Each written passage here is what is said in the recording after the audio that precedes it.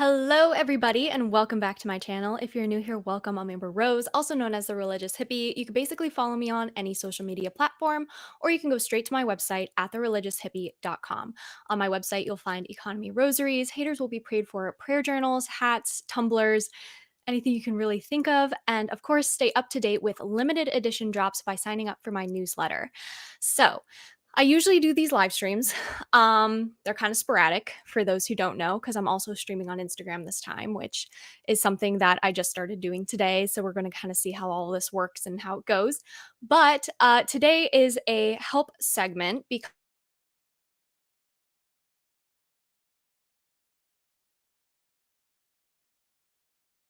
single to say, like in the beginning, take my advice with a grain of salt. I don't know every. So for me, it's just something that I'm basing off of my own experience. So just, I'm not telling you what to do exactly or what not to do. I am just giving you my experience and what I think would be best. So to get started, we are going to jump right in.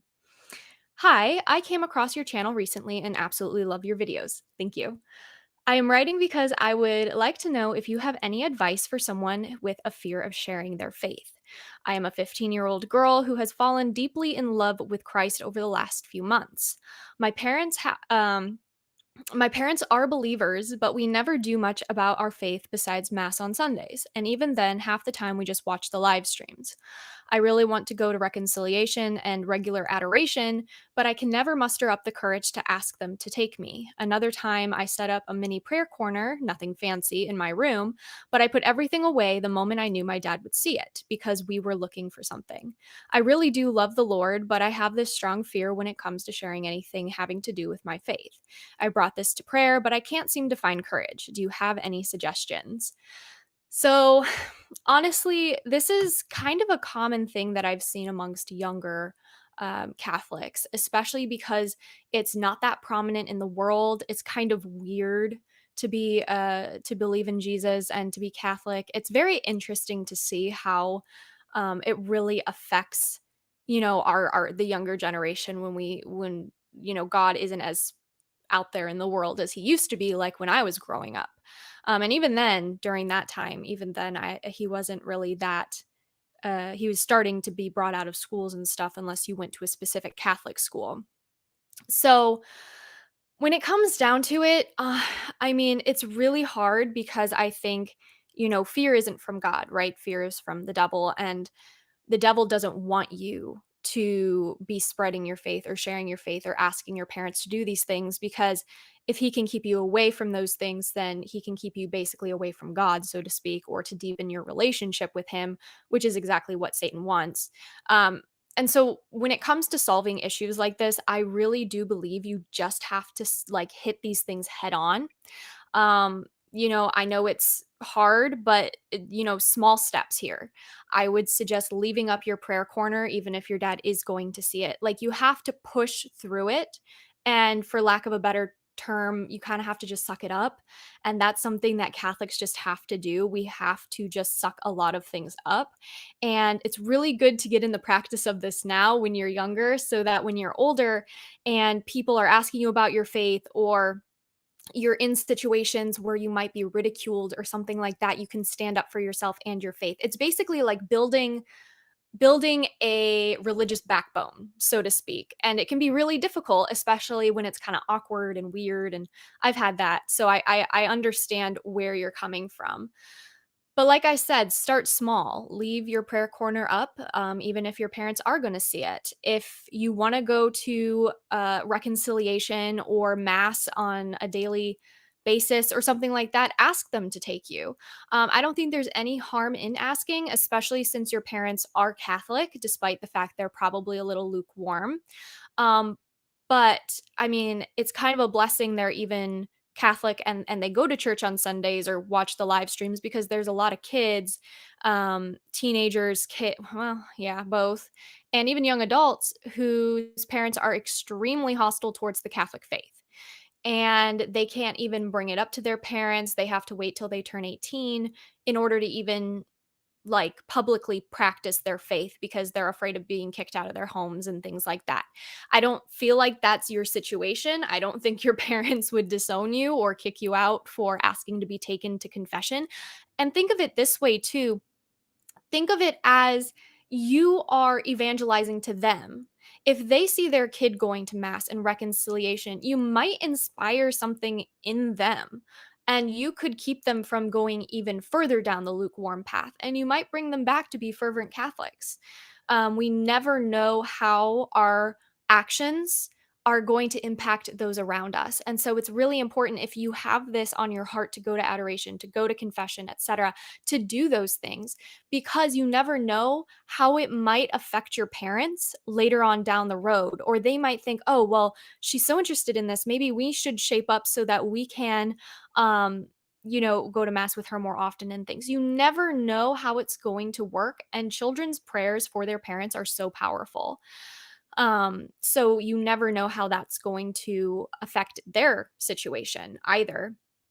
But again, there just really isn't an easy way to go about this if you're afraid of sharing your faith. I think you really just have to suck it up and do it. In the words of uh what's his name? Just do it. You know what I mean? So I think that it can be really difficult, but I completely agree. I think that it will help bring them back. And that could be a whole other blessing and in itself. And I don't know if you're an only child. I don't know if you have other siblings. I don't know if you're the oldest or the youngest, again, only child, but all of that kind of plays a role a little bit too. But again, your parents just, they don't seem hostile towards the faith. They don't seem like they're going to kick you out or anything like that. So I really think this is just something that needs to be overcome. And if you express interest in these things, your parents might be inspired as well. And that's really what evangelization is all about. It's about living the gospel out through our lives. You don't have to tell someone specifically that you love Jesus. They just need to see the love of Jesus in you and want that for themselves. And then slowly over time realize that that happiness and that love comes from Jesus. And then they find God through it.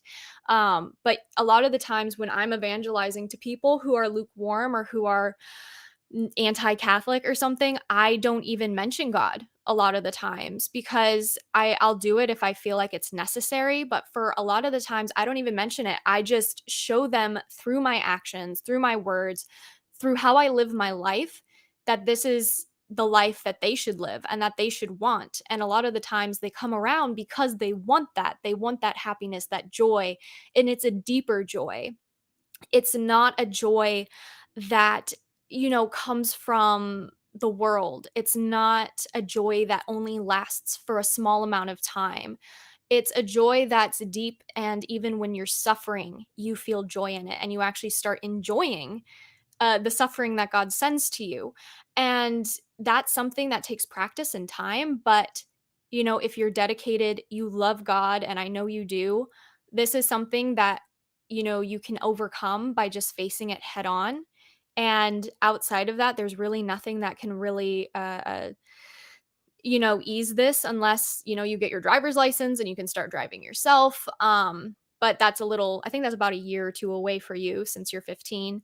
Um, so you still have a little time. But, good on you for wanting to pursue these things and wanting to get closer to God. And you never know how it'll affect your parents. So I definitely think it'll affect them in a very positive way. I don't think there's anything wrong with just expressing your interest in these things and wanting to do them more. And I know it can be awkward. I still don't pray around my parents a lot of the time, unless I'm with Max and we're saying grace before a meal. Usually I'm very quiet, just because it is a little awkward. I don't know. It's something that I'm just not really used to doing. And it's not like they would have any issues with it, but for the most part, I'm pretty private about my prayer life in my own home. But again, I'm an adult. I can go to daily mass. I can drive myself to adoration at 3 a.m. if I want to. So for me, it's not that big of a deal. But for you, it could definitely impact the way that your parents view Catholicism, and maybe come back to be more fervent.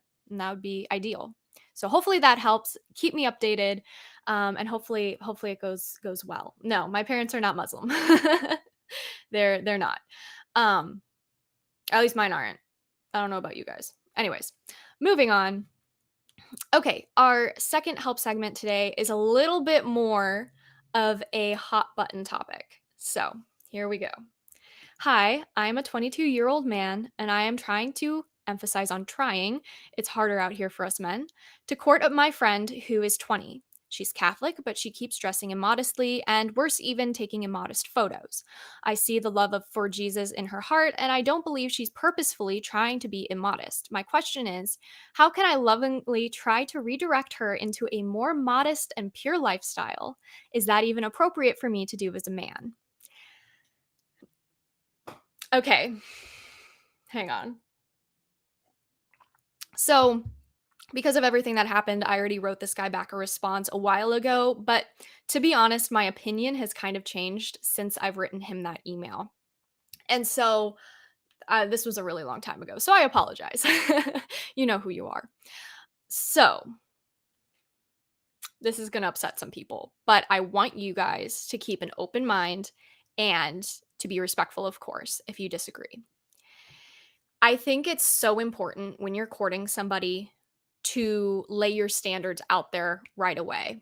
You know, I don't know exactly what you mean by dressing immodestly. I don't know, the photos. I can't see it for myself. So I don't know if it's an exaggeration or if she's actually immodest, but we're going to go with that she's actually being immodest because I don't think you would really get upset about this unless it was actually bothering you. And that's really important.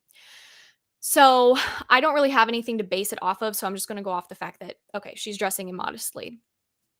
Make sure that when you are talking to her about this, that it's coming from a place of love and not control. This is just something to keep in the back of your mind. I'm not saying you are controlling. I am just saying it's important to make sure that your intention is not to, control her, but to genuinely have her best interest at heart and coming from a loving position. Um, and if she is marriage or courting material, she will be able to put you first over her attire. And there were some outfits that I had that Max wasn't really thrilled about when we were engaged. There were some shorts I had that were just way too short, and I never really thought anything of it because even though I've been on my modesty journey for a really long time, there were some articles of clothing that I just never really thought about. It never dawned on me that this would be an issue. And because Max came at it from such a place of love and not control, um, not controlling, we were able to have really good communication. He lovingly pointed it out. He told me how he felt when I wore something like that. And, instantly I was just like, oh my gosh, okay. And because we had such a good foundation of trust and um, communication already, because we were engaged at this time, I was able to kind of move past my own pride and being like, "Oh, well, you can't tell me what to wear and da da da." I'm like, if it bothers him, it should matter, right? Because if I love him, if he's going to be my husband, right, then it should matter to me as a woman what I wear. And again, this tiptoes the line of control versus love because some guys, I dated two guys, they were extremely controlling about what I wore, and it completely just destroyed my self image because I felt like nothing I wore was good enough. I was wearing this really cute dress. It wasn't super short, but it kind of had a little, like, it was one strap, one shoulder, but it wasn't like a spaghetti strap. It was just like a shoulder. I don't know how to explain it. One sleeve, whatever.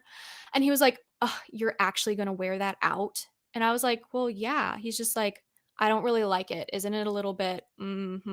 So that's coming from a place of control, right? We don't want that. What we want is, hey, I noticed this and I just wanted to let you know it kind of just it makes me feel like you don't respect me and it just, you deserve so much better. Your body deserves so much better. Like you're beautiful. And I want to be respected as your husband, etc. And so we have to come from that that level, right? But there needs to be communication, there needs to be trust, there needs to be a foundation there. And if you don't have that foundation, it's going to be a lot harder for her to understand where you're coming from. And at that point, like I said, Max and I were already engaged. And obviously, I'm going to pick Max over a dumb, like, pair of shorts. It isn't an insecurity thing. It's about respecting your future husband. And that kind of starts with how you portray yourself to the world. You know what I mean? And obviously, again, you need to be respectful, you need to be kind.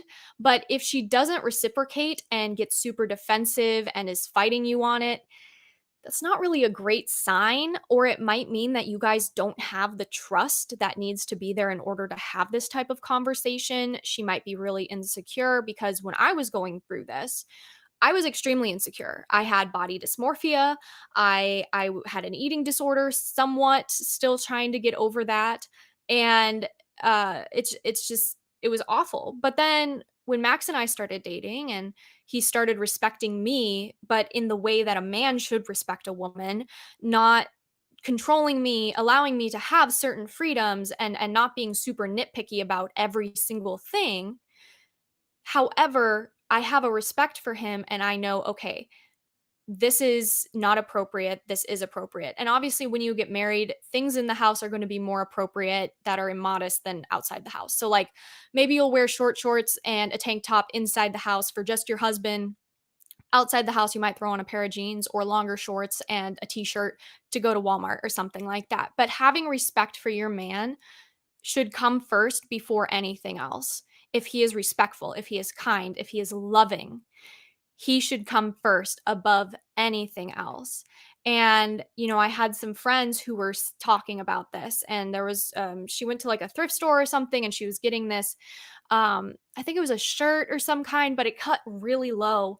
And her husband, her now husband, really struggled with pornography.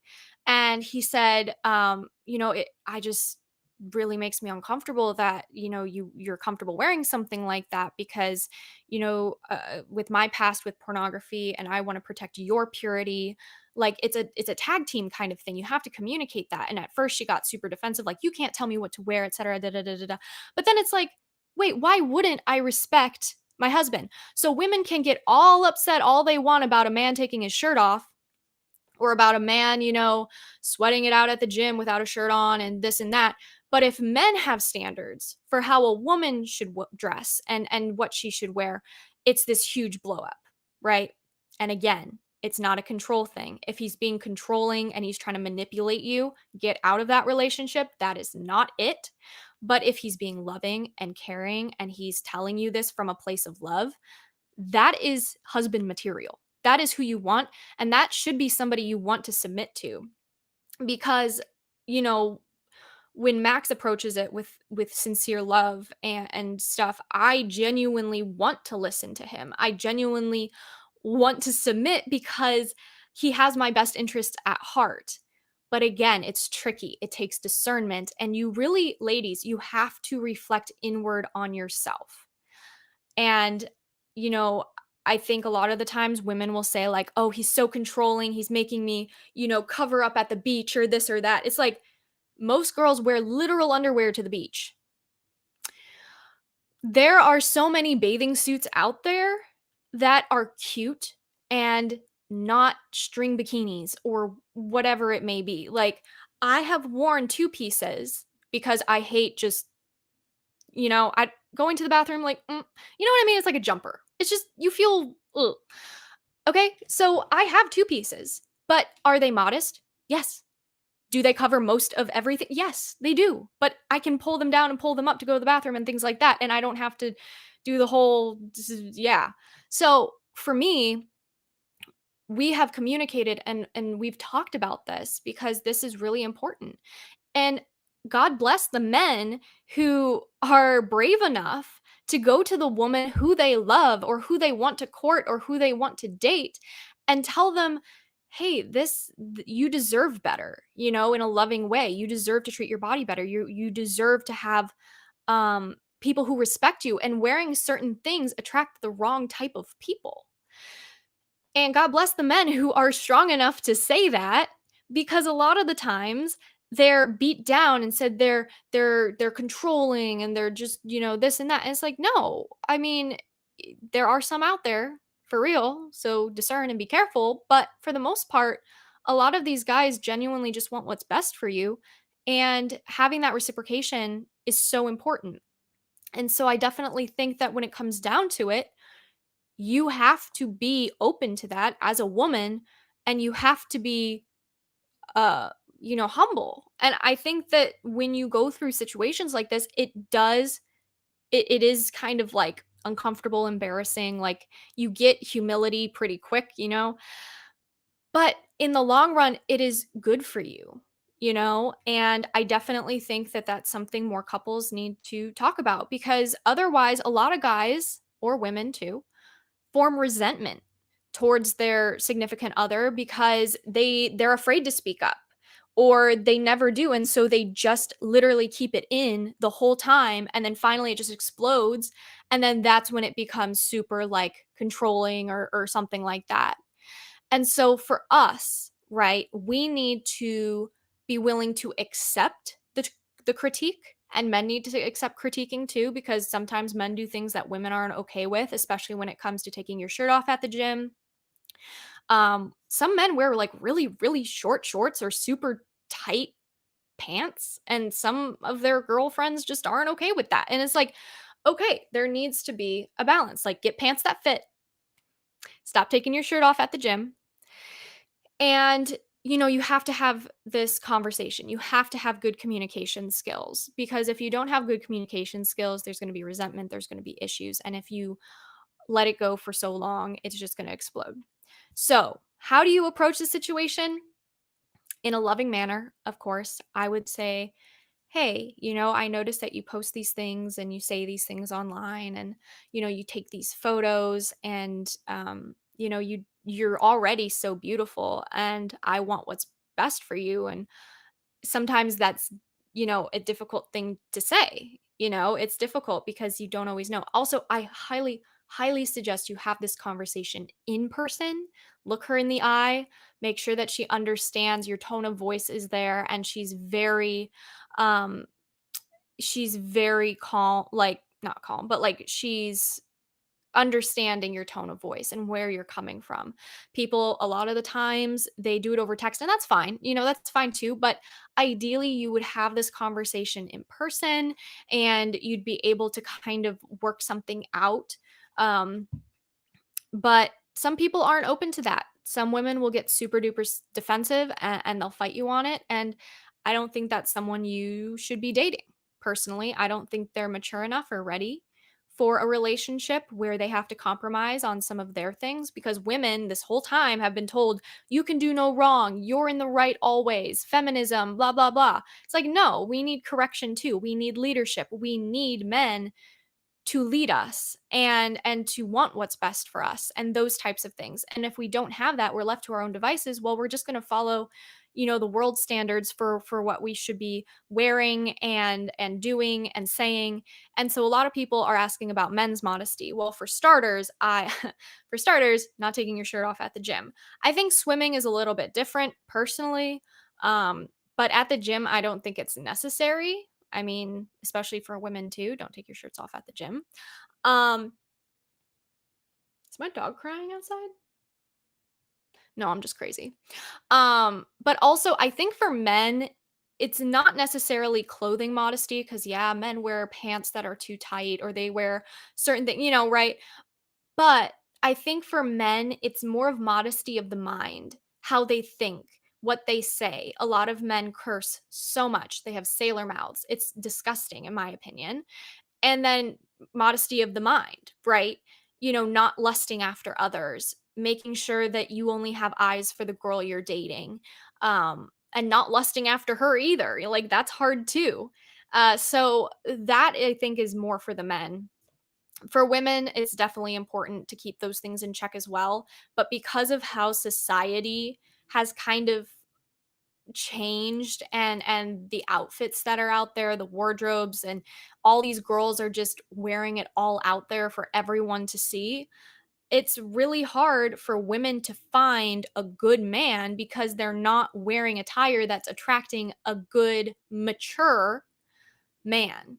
Most men don't want a girl who's in an itty bitty tube top and tiny shorts going out to a bar every single Friday night with her friends getting drunk. And I'm not saying that everyone who wears that does that, but I am saying that usually how you feel about yourself is projected by what you wear. And if you don't respect yourself and you have issues with your body image and things like that, it comes out with how you dress, and a lot of the times dressing immodestly is seen as a way to kind of uh deal with that, I guess. Like, oh, I'm so sexy, blah blah blah, like look at me. But in reality it doesn't do anything for your body image, and in fact it makes it a lot worse. Ask me how I know. So if there is a man out there who you love and you're just up in arms about this because you feel like, oh, he shouldn't tell me what to wear and he shouldn't control me. He's like, no, if you want to marry this man someday, you have to trust that he knows what's best for you and that he has your best interest at heart. And it's not all about you. That is something I constantly have to tell women. It's not about you. Marriage isn't all about you. The wedding isn't all about you. None of this is all about you. It's both of you together. It's not just you get married to the man of your dreams. He should get married to the woman of his dreams, you know? And what are you doing to be that woman for him? Yeah, you're looking for a Boaz, but are you a Ruth? Okay. Are you a Ruth? Well, then is the man a Boaz? You know what I mean? So a lot of the times women just go along and they're just fine. And if a man tells them, like, oh, I don't like that you do this, they're just like, instead of actually working on themselves and maturing and doing things to better themselves, not just for their future husband, but themselves and Christ. And so I think it's just so important. And it's so easy to make a modest choice, whether it's at the gym or it's going swimming or anything else for that matter. And people always ask me, do you wear leggings to the gym? Yes, I do. But you know what else I wear to the gym? Oversized t shirts when I wear leggings. If I have shorts on, usually the shorts have some kind of legging underneath it, like not a short legging, I don't know, spandex, something, so that when I'm doing squats or whatever, that it doesn't, my shorts don't ride up, because that's, ooh. So for me, I definitely think that, there is also a proper place and time for these attire. Like why, wearing leggings and things like that to Walmart, wearing them to the gym, okay, because there is a proper attire for a proper situation and place and time. I wouldn't wear a prom dress to the gym, but I also wouldn't wear leggings to prom.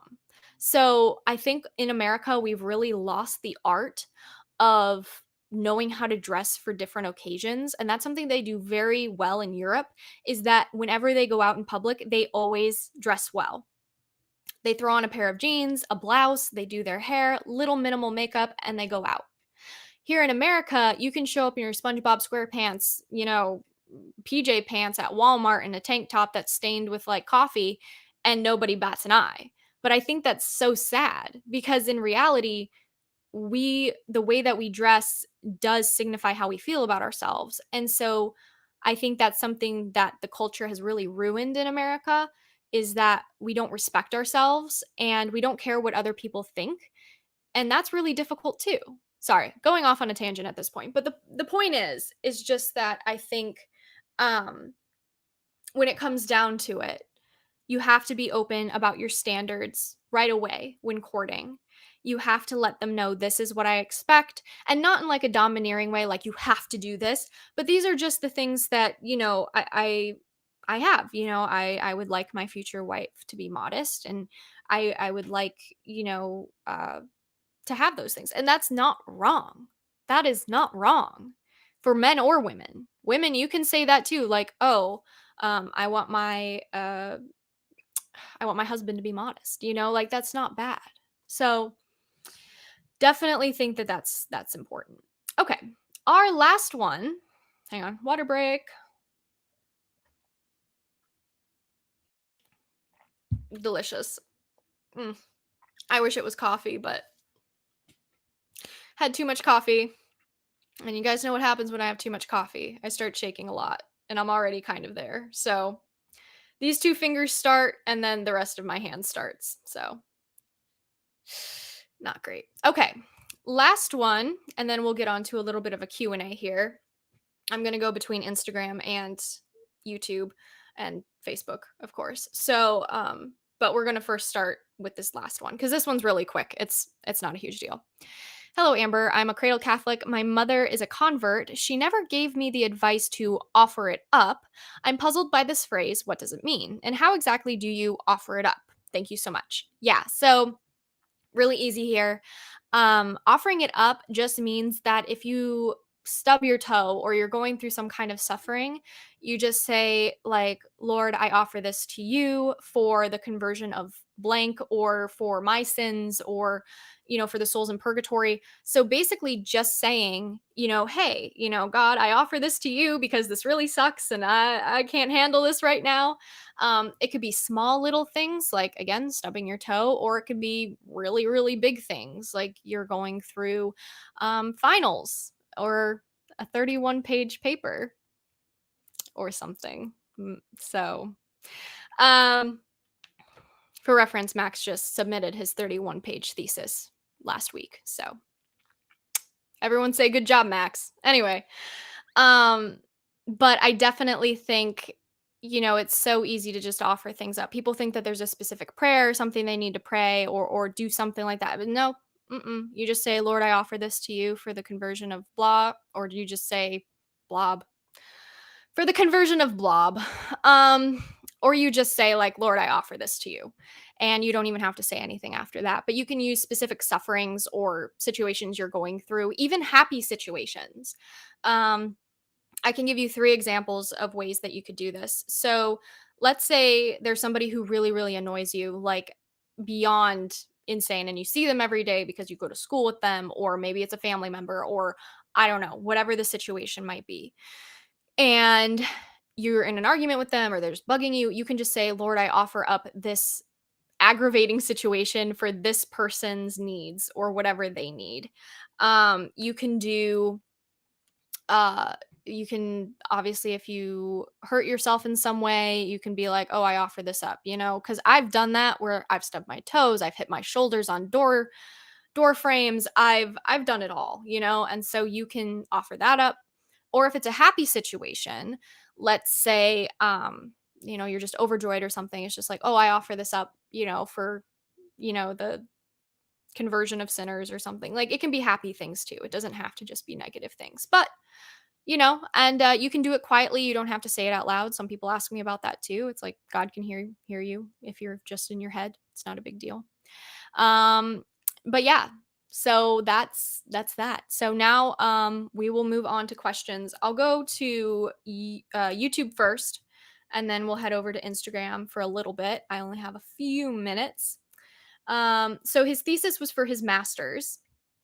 For those asking, his thesis was for his master's program. Don't ask me what it was on. Couldn't tell you. I probably could, but I'd probably get it wrong. And then he'd watch this and be like, "That's not correct." And I'd be like, "I don't know. I don't know how to say it." It's a lot of work, to be honest. It was really stressful, but he did it. And then he had another paper that was like 5 pages maybe, and then another one that he's finishing up, and then another one.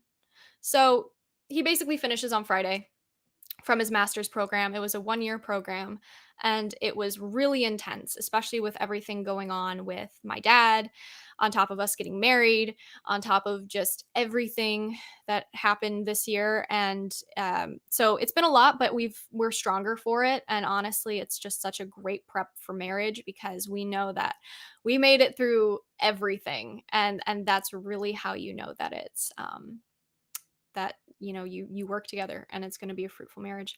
Oh yes, Alex, thank you. I will tell him congratulations from you. Okay, all right, let's see. Yeah, Clay, he's excited to be finished, and I'm excited for him to be finished too. It'll be a relief when he finishes, for sure, for sure. Okay, I know there was another question further up. If you guys asked questions on Instagram, make sure that you guys repost them now because I can't scroll because my phone's gonna fall if I do that. So repost them.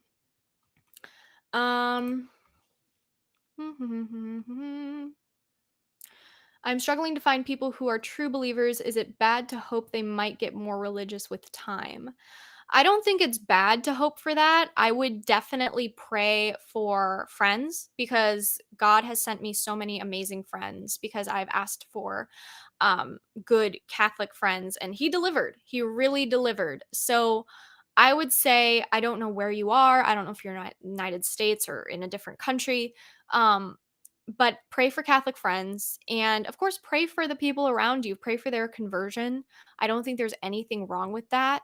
But I also believe that there is online groups that you could easily become a part of. I know that there are a lot of Instagram groups, Facebook groups that are online specifically, but that can connect people from all across the world. And then you can find somebody in your area or a group in your area and connect with them. Um, so yeah, definitely. Do, do, do, do, do. Todd, I can't help you with that. I'm sorry. Because it's me. I'm the Catholic. um, so yeah, the joys. Okay, let's see here. Oop. Um, Offering it up basically makes your suffering a lot easier because you're giving it to God. Basically, you are handing over this issue that you have, something that's really bothering you, and you're putting it in God's hands or Our Lady's hands to give to God, one of the two, whatever, whichever way you prefer, so that He can take it and that He can use your suffering to sanctify you because there is power in suffering. And I think so many people don't realize and they leave their suffering and they waste their suffering um because they do not offer it to God and they do not give back to God, and it's so beneficial to do that. um Let me see here. Do I have a Facebook page? Yes, I do. You can find my Facebook page is at thereligioushippie.com or at thereligioushippie, not .com. I mean, thereligioushippie.com is my website, but the Facebook page is just The Religious Hippie. I have a Facebook page and a group, I believe, but I don't remember if we ended the group or not. I have to remember. Um but yeah, so you can find me on Facebook. I'm also on Twitter. You guys can just ask the questions in the chat box for now, right here. Um, that's all good. But you can find me on Twitter at Hippie Religious. You can find me on Facebook, YouTube. I also have a podcast called A Catholic's Perspective. Um, so yeah. Where do I get my dresses? So most, if not all of my dresses are thrifted, which is kind of a pain because then when people ask where I get them from, I can't be like, "Oh, I got it from here." And it's kind of sad because I know you guys want to know where I get my dresses from and I'd love to share it, but I don't know because sometimes the tags are cut off or I don't know. But another place I go dress shopping all the time is Ross.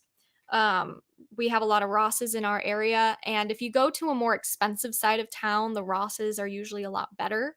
But I've gotten a lot of dresses for like $11 that were really, really cute. If you guys saw the dress that I wore for my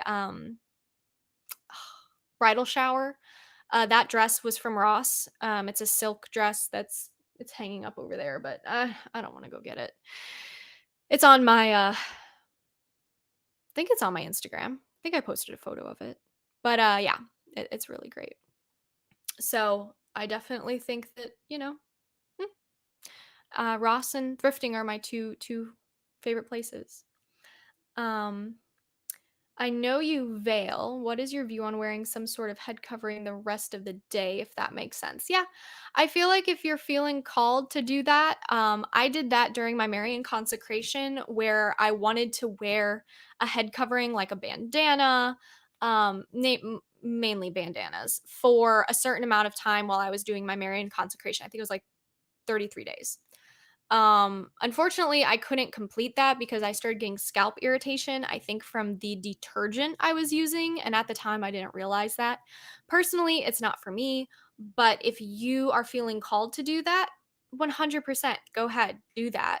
I don't think there's anything wrong with that. And if you look back in photos, women always kind of covered their heads. Yeah, it was more stylish than anything else. Like it wasn't really for a religious purpose, But still, it's like Audrey Hepburn, all of these, movie stars, they always used to wear like a silk scarf around their head, or some kind of scarf in order to keep their hair from blowing all over the place. But I think it's super stylish and I don't see anything wrong with it. And if you're doing it for God, I think that's even better, honestly. Um, 10 out of 10. So, yeah, it can be tricky, but, Okay. Now we're going to go over Instagram. Let's see here. Okay. Doo-doo-doo. Hopefully my phone doesn't fall. Oh, outside of the live, you can ask me questions. My email is probably ideal.